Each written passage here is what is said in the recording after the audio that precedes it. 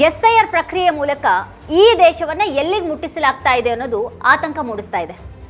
Amartya Sen ಅವರಂಥ Nobel ಪ್ರಶಸ್ತಿ ಪುರಸ್ಕೃತರು, ಸ್ವಾತಂತ್ರ್ಯ ಪೂರ್ವದಲ್ಲಿ ಜನಿಸಿದಂಥ 92 ವರ್ಷದ ವ್ಯಕ್ತಿಯೂ ಕೂಡ ತಮ್ಮ ಪೌರತ್ವವನ್ನು ಸಾಬೀತುಪಡಿಸುವಂಥ ಸ್ಥಿತಿ ಬಂದಿದೆ. ಇವತ್ತು ಅಮರ್ತ್ಯ ಸೇನ್ ಅವರಿಗೆ ತಮ್ಮ ಪೌರತ್ವ ಸಾಬೀತುಪಡಿಸೋದಕ್ಕೆ ನೋಟಿಸ್ ಅನ್ನು ನೀಡಲಾಗಿದೆ.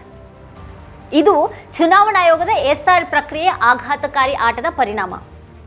ಇದೊಂದು ದೊಡ್ಡ ತಮಾಷೆಯಂತೆಯೂ ಹಾಗೆ ಅತಿ ಕಳವಳಕಾರಿಯಾಗಿಯೂ ಕೂಡ ಕಾಣಿಸ್ತಾ ಇದೆ.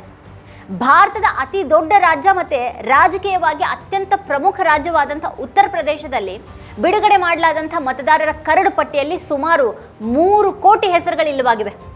2.89 ಕೋಟಿ ಅಂತಂದ್ರೆ ಪ್ರತಿ 5ರಲ್ಲಿ ಕನಿಷ್ಠ ಒಬ್ಬ ವ್ಯಕ್ತಿಯ ಮತ ರದ್ದಾಗಿದೆ. ಕೆಲ ಕುಟುಂಬಗಳೇ ಮತದಾನದ ಪಟ್ಟಿಯಿಂದ ಕಾಣೆಯಾಗ್ಬಿಟ್ಟಿವೆ. ಪ್ರತಿ 5 ಜನರಲ್ಲಿ ಒಬ್ಬರನ್ನ ಈ ಮತದಾರರ ಪಟ್ಟಿಯಿಂದ ತೆಗೆದು ಹಾಕಲಾಗಿದೆ. ಕರಡು ಪಟ್ಟಿಯಲ್ಲಿ 46 ಲಕ್ಷ ಜನರು ಸತ್ತಿದ್ದಾರೆ ಅಂತ ಪಟ್ಟಿ ಮಾಡಲಾಗಿದೆ. 2 ಕೋಟಿಗಿಂತನೂ ಹೆಚ್ಚು ಜನರು ವಲಸೆ ಹೋಗಿದ್ದಾರೆ. ಮತ್ತೆ 25 ಲಕ್ಷಕ್ಕಿಂತನೂ ಹೆಚ್ಚು ಜನರು ನಕಲಿ ಮತದಾರರು ಅಂತ ಹೇಳಲಾಗಿದೆ. ಹಿಂದೆ 15.44 ಕೋಟಿ ಮತದಾರರಿದ್ರು, ಅಂದ್ರೆ ಸುಮಾರು 16 ಕೋಟಿ ಮತದಾರರು. ಈಗ ಸುಮಾರು 12 ಕೋಟಿ ಮತದಾರರು ಉಳ್ಕೊಂಡಿದ್ದಾರೆ. ಉತ್ತರ ಪ್ರದೇಶದಲ್ಲಿ ಸುಮಾರು 4 ಕೋಟಿ ಮತದಾರರು ಕಣ್ಮರೆಯಾಗಿದ್ದಾರೆ ಅಂತ ಕೆಲ ದಿನಗಳ ಹಿಂದೆ CM ಆದಿತ್ಯನಾಥ್ ಅವರು ಹೇಳಿದ್ರು. ಈಗ ಲಕ್ನೋದಲ್ಲಿ ಅತಿ ಹೆಚ್ಚು ಹೆಸರುಗಳು ಅಂದ್ರೆ 12 ಲಕ್ಷ ಮತದಾರರು ಪಟ್ಟಿಯಿಂದ ಡೆಲೀಟ್ ಆಗಿದ್ದಾರೆ. ಇದಕ್ಕೆ ವಿರೋಧ ಪಕ್ಷಗಳ ನಾಯಕರು ಏನು ಹೇಳ್ತಾರೆ? ದಿ ವೈರ್ಗಾಗಿ ಅರ್ಫಾಕ್ ಹರಂ ಶೇರ್ವಾನಿ ಕಾಂಗ್ರೆಸ್ ನಾಯಕ ಗುರುದೀಪ್ ಸಿಂಗ್ ಸಪ್ಪಲ್ ಅವರೊಂದಿಗೆ ಮಾತಾಡಿದ್ದಾರೆ. ಗುರುದೀಪ್ ಸಿಂಗ್ ಸಪ್ಪಲ್ ಅವರು ಟ್ವೀಟ್ ಮೂಲಕ ಹೇಳಿರುವಂತಹ ಆಘಾತಕಾರಿ ವಿಷಯವನ್ನ ಇಲ್ಲಿ ಉಲ್ಲೇಖ ಮಾಡಿದ್ದಾರೆ. ಪ್ರಭಾವಿ ಕಾಂಗ್ರೆಸ್ ನಾಯಕನ ಇಡೀ ಕುಟುಂಬವನ್ನ ಮತದಾರರ ಪಟ್ಟಿಯಿಂದ ಹೇಗೆ ತೆಗೆದು ಹಾಕಲಾಗಿದೆ ಅನ್ನೋದನ್ನ ಆ ಟ್ವೀಟ್ ಹೇಳುತ್ತೆ. ತಮ್ಮ ಕುಟುಂಬದವರ ಮತ್ತೆ ಪೋಷಕರ ಹೆಸರುಗಳು 2003ರ ಮತದಾರರ ಪಟ್ಟಿಯಲ್ಲಿ ಸೇರಿಸಿರುವುದರ ಬಗ್ಗೆ ಅವರು ಹೇಳ್ತಾರೆ. ಚುನಾವಣಾ ಆಯೋಗದ ನಿಯಮಗಳ ಪ್ರಕಾರ ಎಲ್ಲ ಅಗತ್ಯ ದಾಖಲೆಗಳನ್ನು ಸಲ್ಲಿಸಲಾಗಿದೆ. ತಾವು ಸ್ವತಃ ಭಾರತದ ಉಪರಾಷ್ಟ್ರಪತಿಗಳೊಡನೆ ಸೇವೆಯನ್ನ ಸಲ್ಲಿಸಿದ್ದು, ರಾಜ್ಯಸಭಾ ಸಚಿವಾಲಯದಲ್ಲಿ ಜಂಟಿ ಕಾರ್ಯದರ್ಶಿಯೂ ಆಗಿರೋದ್ರ ಬಗ್ಗೆ, ಕಾಂಗ್ರೆಸ್ ಕಾರ್ಯಕಾರಿ ಸಮಿತಿಯ ಸದಸ್ಯರಾಗಿರುವ ಬಗ್ಗೆಯೂ ಕೂಡ ಅವರು ಹೇಳ್ತಾರೆ. ಅಷ್ಟು ಮಾತ್ರ ಅಲ್ಲದೆ ಅವರು SIR ಮತ್ತೆ ಇತರ ವಿಷಯಗಳ ಕುರಿತು ಚುನಾವಣಾ ಆಯೋಗಕ್ಕೆ ಕಾಂಗ್ರೆಸ್ ನಿಯೋಗದ ಭಾಗ ಆಗಿದ್ದಾರೆ. ಹೀಗಿದ್ರೂ ಕೂಡ ಅವ್ರ ಹೆಸರುಗಳು ಪಟ್ಟಿಯಿಂದ ಕಣ್ಮರೆಯಾಗಿವೆ. ಇದಕ್ಕೆ ಕಾರಣ ಏನು ಅಂತ ಅಂದ್ರೆ ಅವರು ಸಾಹಿಬಾಬಾದ್ನಿಂದ ನೋಯ್ಡಾ ವಿಧಾನಸಭಾ ಕ್ಷೇತ್ರಕ್ಕೆ ಮನೆಯನ್ನ ಸ್ಥಳಾಂತರಿಸಿರೋದು. ಇದು SIR ಪ್ರಕ್ರಿಯೆ ತಂದಿಟ್ಟಿರುವಂತಹ ಅವಾಂತರ. ಇನ್ನು ಈ ನಡುವೆ AAP ನಾಯಕ ಸಂಜಯ್ ಸಿಂಗ್ ಅವರು ಒಂದು ಅಂಶದ ಬಗ್ಗೆ ಗಮನ ಸೆಳೆದಿದ್ದಾರೆ. ಉತ್ತರ ಪ್ರದೇಶ ರಾಜ್ಯ ಚುನಾವಣಾ ಆಯೋಗ ಡಿಸೆಂಬರ್ನಲ್ಲಿ ಪಂಚಾಯತ್ ಚುನಾವಣೆಗೆ ಬಿಡುಗಡೆ ಮಾಡಿರುವಂತಹ ಪಟ್ಟಿ ಹಾಗೆ ಮತದಾರರ ಸಂಖ್ಯೆ 12.7 ಕೋಟಿ, ಅಂದ್ರೆ ಇವರು ಗ್ರಾಮೀಣ ಮತದಾರರು. ಮತ್ತೆ ಈಗ ಬಿಡುಗಡೆಯಾದಂತಹ ಪಟ್ಟಿ ಗ್ರಾಮೀಣ ಮತ್ತೆ ನಗರ ಎರಡೂ ಸೇರಿ ಒಟ್ಟು 12.55 ಕೋಟಿ ಮತದಾರರನ್ನು ತೋರಿಸ್ತಾ ಇದೆ. ಹಾಗಾದ್ರೆ ಈಗಿನ ಒಟ್ಟು ಮತದಾರರ ಸಂಖ್ಯೆ ಗ್ರಾಮೀಣ ಮತದಾರರ ಸಂಖ್ಯೆಗಿಂತನೂ ಕಡಿಮೆ ಆಗಿದೆ. ಇದನ್ನ ದೊಡ್ಡ ತಮಾಷೆ ಅಂತ ಸಂಜಯ್ ಸಿಂಗ್ ಅವರು ಕರೀತಾರೆ. ಸುಮಾರು 4 ಕೋಟಿ ನಗರ ಮತದಾರರು ಎಲ್ಲಿಗೆ ಹೋದ್ರು ಅನ್ನೋದು ಅವ್ರ ಪ್ರಶ್ನೆಯಾಗಿದೆ. ತಮ್ಮ ಮತಗಳನ್ನ ರದ್ದು ಮಾಡಿ ಅಂತ ಯಾದವರು, ಮುಸ್ಲಿಮರು, ಹಿಂದುಳಿದ ಜಾತಿಗಳು ಮತ್ತೆ ದಲಿತರು ಹೇಳಿರಬೇಕು ಅಂತ ಸಂಜಯ್ ಸಿಂಗ್ ಅವರು ವ್ಯಂಗ್ಯ ಆಡಿದ್ದಾರೆ. जय हिंद साथियों, उत्तर प्रदेश की मतदाता सूची का आंकड़ा सामने आ गया है और करीब करीब 2 करोड़ 90 लाख वोट मतदाता सूची से काटे गए हैं. लेकिन ये बहुत ही आश्चर्यजनक बात है, अचंभित करने वाली बात है और बहुत हैरान करने वाली बात है कि इतने बड़े पैमाने पर उत्तर प्रदेश में वोट काटे गए हैं. राज्य निर्वाचन आयोग यानी कि जो ग्रामीण क्षेत्रों में चुनाव कराता है, BDC के, जिला पंचायत सदस्य के और ग्राम प्रधानों के चुनाव जो कराता है, उसने एक सूची तैयार की जिसमें कहा कि उत्तर प्रदेश में 12 करोड़ 70 लाख वोट है. ध्यान से सुनिएगा, वो लिस्ट इसी साल में तैयार हुई है, दिसंबर के महीने में जारी हुई है और उस लिस्ट में राज्य निर्वाचन आयोग ने यानी कि जो ग्रामीण चुनाव कराए जाते हैं जिला पंचायत प्रधान और BDC के, उसमें राज्य निर्वाचन आयोग ने कहा कि उत्तर प्रदेश में ग्रामीण क्षेत्रों के मतदाताओं की संख्या है 12 करोड़ 70 लाख. अब SIR कराया गया प्रधानमंत्री नरेंद्र मोदी जी के निर्देश पर. चुनाव आयोग के जो मुखिया हैं ज्ञानेश कुमार, जिनको मैं ज्ञानेश कुमार कहता हूं, उनके नेतृत्व में, उनकी अगुवाई में, और वो जो SIR कराया गया पूरे उत्तर प्रदेश में, उसमें शहरी और ग्रामीण दोनों मतदाताओं का गहन पुनरीक्षण यानी कि SIR कराया गया. और उसके बाद आज जो सूची जारी की गई है उसमें कहा गया है कि पूरे उत्तर प्रदेश में 12 करोड़ 55 लाख वोट हैं. समझ सकते हैं कितना बड़ा मजाक हो रहा है उत्तर प्रदेश के साथ। ಈಗಾಗಲೇ ಗಮನಿಸಿದ ಹಾಗೆ ಕಾಂಗ್ರೆಸ್ನ ಪ್ರಮುಖ ನಾಯಕ ಸಪ್ಪಲ್ ಕುಟುಂಬದವರ ಹೆಸರೇ ಮನೆ ಸ್ಥಳಾಂತರಿಸಿದ ಕಾರಣಕ್ಕೆ ಆ ಒಂದು ಪಟ್ಟಿಯಿಂದ ಇಲ್ಲವಾಗಿದೆ ಅಂತ ಅಂದ್ರೆ ಇನ್ನು ಜನಸಾಮಾನ್ಯರ ಕಥೆ ಏನಾಗಬಹುದು ಅನ್ನುವಂಥ ಪ್ರಶ್ನೆ ಸಹಜವಾಗಿ ಹೇಳುತ್ತೆ. ಇಲ್ಲಿ ಚುನಾವಣಾ ಆಯೋಗನೇ ಕೊಡುವಂಥ ಮಾಹಿತಿಯ ಪ್ರಕಾರ ದೇಶಾದ್ಯಂತ ಸುಮಾರು 4.64 ಕೋಟಿ ಮತದಾರರು ಸ್ಥಳಾಂತರಗೊಂಡಿದ್ದಾರೆ. ತಮ್ಮ ಕುಟುಂಬಕ್ಕಿಂತ ಹೆಚ್ಚಾಗಿ ಇವರೆಲ್ಲರ ಕಥೆ ಏನಿರಬಹುದು ಅಂತ ಸಪ್ಪಲ್ ಅವರು ಕಳವಳವನ್ನು ವ್ಯಕ್ತಪಡಿಸ್ತಾರೆ.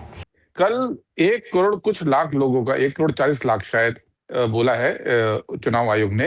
यूपी में लोगों को नोटिस गए हैं क्योंकि उनकी मैपिंग नहीं हुई, मतलब उनके अभी के दावे को 2003 के दावे के साथ मैच नहीं कर पाए, इसलिए अब उनको नोटिस जा रहा है 1 करोड़ 40 लाख लोगों को। भविष्य के अंदर क्या गारंटी है कि अगर मैं नया वोटर के रूप में रजिस्टर हो जाऊंगा तो मेरे पुराने रिकॉर्ड जो डिलीट हो जाएंगे उसकी मैपिंग को फिर मांगा जाएगा, फिर दोबारा कोई एसआईआर होगा। यानी कि ये पूरी ताउम्र आपने एक क्राइसिस क्रिएट कर दिया कि हर बार जाकर मुझे अपने को साबित करना पड़ेगा कि नहीं, मैं नागरिक भी हूं और मैं 1990 से वोटर भी हूं। ये बात बार बार मुझे क्यों साबित करनी चाहिए?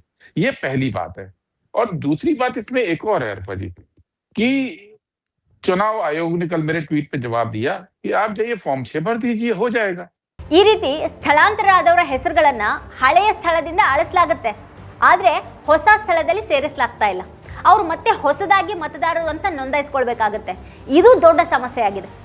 ಈಗಿನ ಸಂದರ್ಭವನ್ನು ನೋಡೋದಾದ್ರೆ ಚುನಾವಣಾ ಆಯೋಗ ಉತ್ತರ ಪ್ರದೇಶದ 1.4 ಕೋಟಿ ಜನರಿಗೆ ಮ್ಯಾಪಿಂಗ್ ಮಾಡದ ಕಾರಣ ನೋಟಿಸ್ ಅನ್ನ ನೀಡಿದೆ. ಅಂದ್ರೆ ಅವರು 2003ರ ಪಟ್ಟಿಯಲ್ಲಿ ತಮ್ಮ ಹೆಸರಿತ್ತು ಅಂತ ಹೇಳೋದಿಕ್ ಸಾಧ್ಯ ಇಲ್ಲ. ಮತ್ತೆ SIR ನಡೆದಾಗೆಲ್ಲ ಜೀವನದುದ್ದಕ್ಕೂ ಇದೇ ಬಿಕ್ಕಟ್ಟನ್ನ ಎದುರಿಸಬೇಕಾಗತ್ತೆ.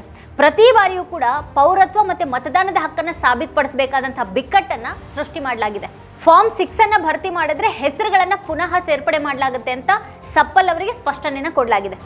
ಆದ್ರೆ ಇಲ್ಲಿ ಪ್ರಶ್ನೆ ಇರೋದೇನು ಅಂತ ಅಂದ್ರೆ ಎಲ್ಲ 4.64 ಕೋಟಿ ಜನರ ವಿಷಯದಲ್ಲೂ ಕೂಡ ಇದೇ ಆಗಿದೆಯಾ? ಮತ್ತೆ ಫಾರ್ಮ್ 6 ಅನ್ನ ಭರ್ತಿ ಮಾಡಬೇಕು ಅಂತ ಎಷ್ಟು ಜನರಿಗೆ ಗೊತ್ತಿದೆ? ಈಗಿನವರೆಗೆ ಯಾರಾದರೂ ಮನೆಯನ್ನು ಬದಲಾಯಿಸಿದ್ರೆ ಅವರು ಫಾರ್ಮ್ 8 ಅನ್ನ ಭರ್ತಿ ಮಾಡಬೇಕಾಗಿತ್ತು. ಅದನ್ನ ಚುನಾವಣಾ ಆಯೋಗ ಪರಿಶೀಲನೆ ನಂತರ ಸ್ವೀಕರಿಸುತ್ತೆ. ಆದ್ರೆ ಅದನ್ನ SIR ನಲ್ಲಿ ಯಾಕೆ ನಿಲ್ಲಿಸಲಾಗಿದೆ ಅನ್ನುವಂಥ ಒಂದು ಪ್ರಶ್ನೆಯನ್ನ ಸಪ್ಪಲ್ ಅವರು ಎತ್ತಿದ್ದಾರೆ. तो 4 करोड़ 64 लाख लोगों के साथ आपने ये काम किया है।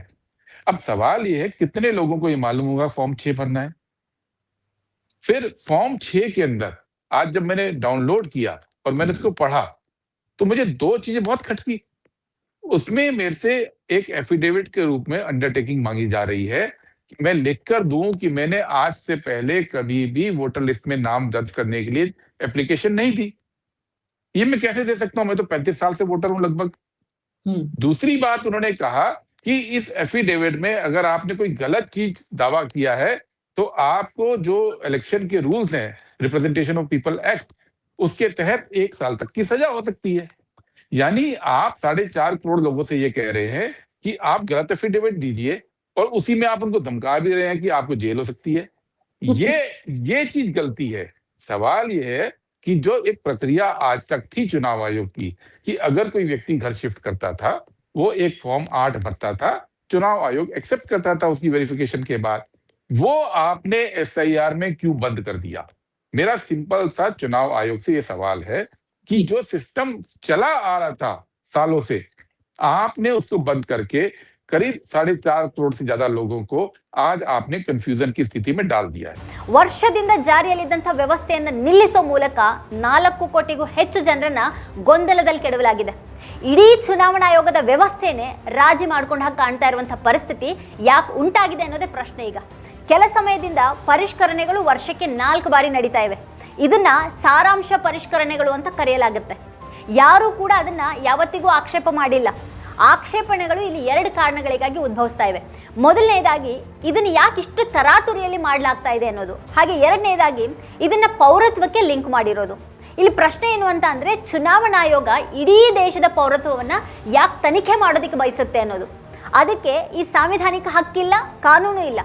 ದೇಶದ ಎಲ್ಲ ನಾಗರಿಕರು ಅಪರಾಧಿಗಳು ಅನ್ನೋ ಹಾಗೆ ನೋಡ್ತಾ ಅವರಿಗೆ ತಮ್ಮ ಪೌರತ್ವವನ್ನು ಸಾಬೀತುಪಡಿಸುವಂತ ಜವಾಬ್ದಾರಿಯನ್ನ ಯಾಕೆ ಹೊರಿಸಲಾಗ್ತಾ ಇದೆ ಅನ್ನೋದು ಬಗೆಹರಿಯದ ಪ್ರಶ್ನೆಯಾಗಿದೆ. ಇದು ಗೃಹ ಸಚಿವಾಲಯ ಅದಕ್ಕಾಗಿ ಒಂದು ಪ್ರಕ್ರಿಯೆಯನ್ನ ಹೊಂದಿದೆ. ನೀವು ನಾಗರಿಕರಲ್ಲ ಅನ್ನೋದಾದ್ರೆ ಮೇಲ್ಮನವಿಯನ್ನು ಸಲ್ಲಿಸುವಂತ ಪ್ರಕ್ರಿಯೆ ಕೂಡ ಇದೆ. ಆದ್ರೆ ಚುನಾವಣಾ ಆಯೋಗ ಇದನ್ನೆಲ್ಲ ಬದಿಗಿಟ್ಟಿದೆ. ಅದು ರಾಷ್ಟ್ರವ್ಯಾಪಿ ಪೌರತ್ವ ಪರಿಶೀಲನೆ ನಡೆಸೋದಕ್ಕೆ ಬಯಸುತ್ತೆ. ಚುನಾವಣಾ ಆಯೋಗದ ಕೆಲಸ ಏನು ಅಂತ ಅಂದರೆ ನಾಗರಿಕರಿಗೆ ಮಾತ್ರನೇ ಮತದಾನದ ಹಕ್ಕಿದೆ ಅಂತ ಖಚಿತಪಡಿಸ್ಕೊಳ್ಳೋದು. ಅದಕ್ಕಾಗಿ ಆರಂಭದಿಂದನೂ ಒಂದು ಸರಳ ವ್ಯವಸ್ಥೆ ಇದೆ. ಹೊಸ ಮತದಾರರು ದಾಖಲೆಗಳನ್ನು ಸಲ್ಲಿಸ್ತಾ ಇದ್ರು. ಚುನಾವಣಾ ಆಯೋಗ ಅವುಗಳನ್ನು ಪರಿಶೀಲಿಸಿ ಸರಿನೋ ಅಥವಾ ಇಲ್ವೋ ಅಂತ ನಿರ್ಧಾರ ಮಾಡ್ತಾ ಇತ್ತು. ಆದರೆ ಈಗ ಅದು ಇಡೀ ದೇಶದ ಎಲ್ಲರ ಪೌರತ್ವ ಪರಿಶೀಲನೆ ನಡೆಸೋದ್ರ ಬಗ್ಗೆ ಹೇಳ್ತಾ ಇದೆ.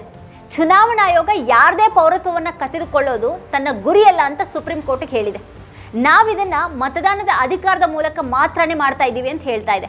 ಆದರೆ ಈ ದೇಶದ ವಾತಾವರಣವನ್ನು ಗಮನಿಸಿದ್ರೆ ಯಾರದೇ ಪೌರತ್ವವನ್ನು ಪ್ರಶ್ನೆ ಮಾಡಿದ್ರೆ ನಾಳೆ ಇನ್ನೊಂದು ಸಂಸ್ಥೆ ಅಥವಾ ಮೂರನೇ ಸಂಸ್ಥೆ ಇದನ್ನು ಕೈಗೆತ್ತಿಕೊಂಡು ವಿಚಾರಣೆಗೆ ಒಳಪಡಿಸೋದಿಲ್ಲ ಅನ್ನೋದಕ್ಕೆ ಏನು ಗ್ಯಾರಂಟಿ ಇದೆ?